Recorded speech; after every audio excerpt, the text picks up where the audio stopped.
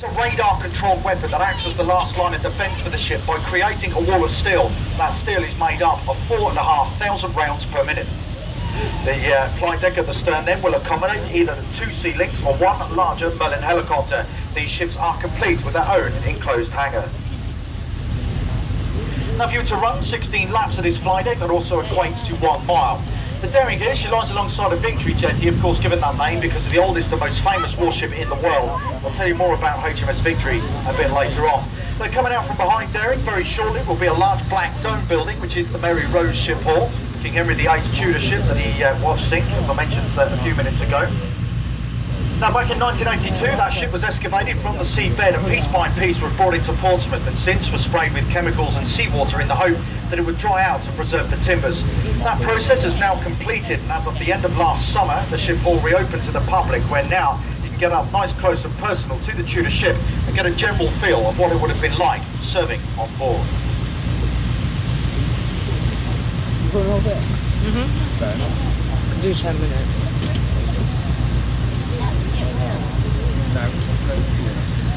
Folks, we're coming up nicely then to another large grey ship. Although big and grey, this was not HMS, this was RFA, that is the Royal Fleet Auxiliary. They're the second largest grey fleet in the world to back up the Royal Navy. This is what was called the RFA Gold Rover, one of 5 Rover-class tankers that entered service in the mid-1970s.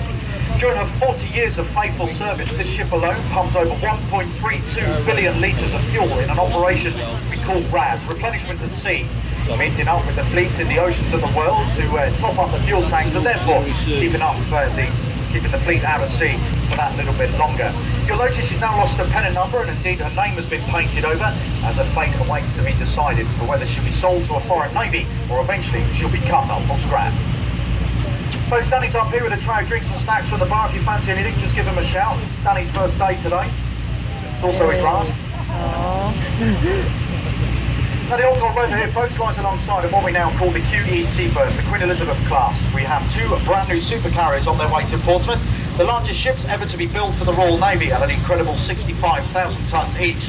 Makes them 3 times the size of a previous Invincible class carrier, some of you may remember, that served successfully since the Falklands War. Now, the Queen Elizabeth is the first to be delivered to Portsmouth. She is due in September this year. She's currently out on the first phase of her sea trials, and that'll be followed next by the Prince of Wales. Now, because of the sheer size of these ships, they'll only be coming into Portsmouth at high water springs only. At any other state of tide, there is not enough water to get them through the harbour entrance behind us there, which you'll see later on. And even if we tried, we got the manoeuvre wrong or got caught by a gust of wind, the overhang of the flight deck would take out the buildings either side. Now, I've been bringing ships in and out of Portsmouth close on 20 years now, and since September last year, 6 unexploded devices have been found inside the harbour here. That forces the Queen's Harbour Master to close the harbour down and evacuate public areas such as Gunwharf Quays, while the Naval's bomb squad towed a device out into the Solent so that they can perform a controlled explosion. So me bringing in ships over the last 20 years or so, at certain states of tide, those unexploded devices were less than 30 centimetres beneath my ship's keel.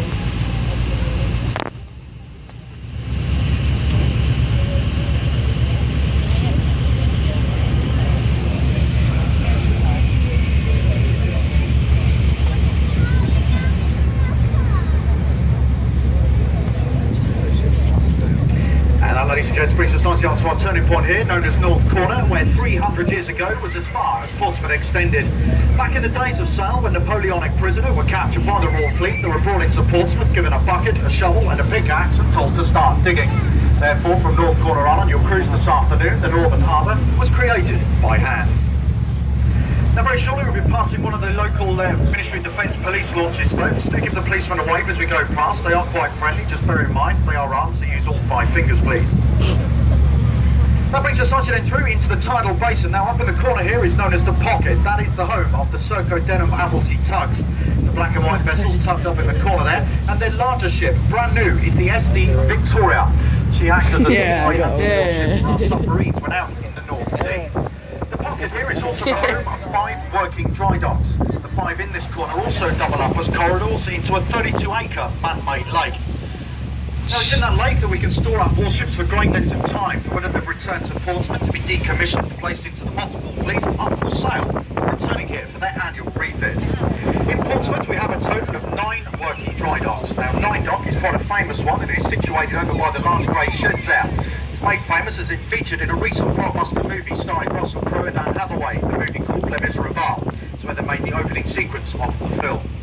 The large grey sheds with Team Portsmouth written at the side are the former home of Prosper Thornycroft and BAE Systems, both companies of which built many ships for the fleet over the years, most recently built by BAE here, before taking their franchise to Scotland completely with the bow and stern section of the Type 45 destroyers. Once they were completed, they were taken by barge to Scotland to be joined to the centre part of the ship. Now, if you've got a keen eye, you will pick up 4 more of our Type 45s inside of the 32-acre lake at the moment. The final stages of their annual refits. In fact, just coming up on the right of us is the Dream Building. That large boat on top of the Type 45 is the most powerful radar in the world. It's called the Samson. Up an enemy on deck. It's also through the air. Radar further up, this what looks like a giant plasma TV screen is the ship's 3-dimensional radar. It's up everything in 3D picture without the glasses.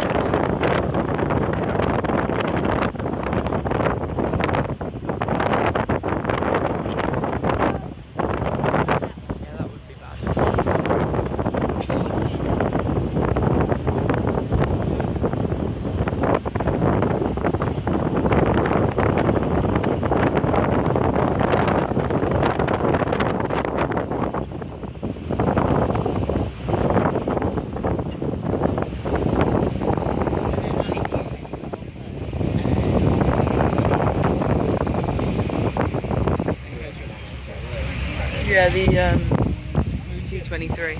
Yeah, D23. Well, okay, folks, I'm on turning point now into Fountain Lake. Eventually, this lake takes you up as far as the commercial part of Portsmouth. As we enter into Fountain Lake, then we're now approaching the bow of F-83 HMS St Albans. She is one of our 13 Duke-class Type 23 frigates. Their main role in the fleet is anti-submarine warfare or piracy patrol, and again, these ships are very well armed. Up on the bow, once again, the British trademark, the Vickers Mark 8 4.5-inch cannon. Behind that, the large grey box with one of the doors open at the side. This time is the silo for 32 Seawolf missiles. These ships, much like the Type 45s, are equipped with 8 harpoon launchers, now the 4 tubes either side. Throughout are close-range weapons such as 2 30mm cannons, 4 miniguns and 6 general-purpose machine guns. On the cradles at the side of the funnel is a rigid inflatable fast boat which is launched into the water by the Armed Forces, Special Armed Forces or Royal Marines when they're about to board pirate ships. Hidden within the superstructure are 2 sets of Stingray missile launchers, the flight deck at the stern of a covering the links to the loaded helicopter, again complete with the Rover closed hangar. The ship is dressed overall this afternoon, as you may be aware, it's Prince Philip's birthday today. We had a 21-gun Royal salute at midday.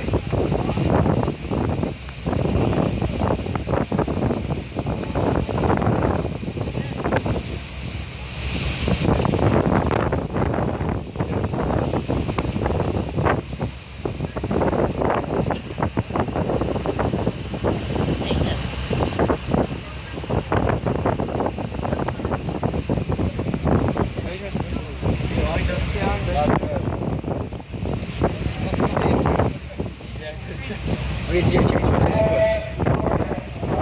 We need to have tea first. That's fine. We'll just throw it in the water and then that'll like...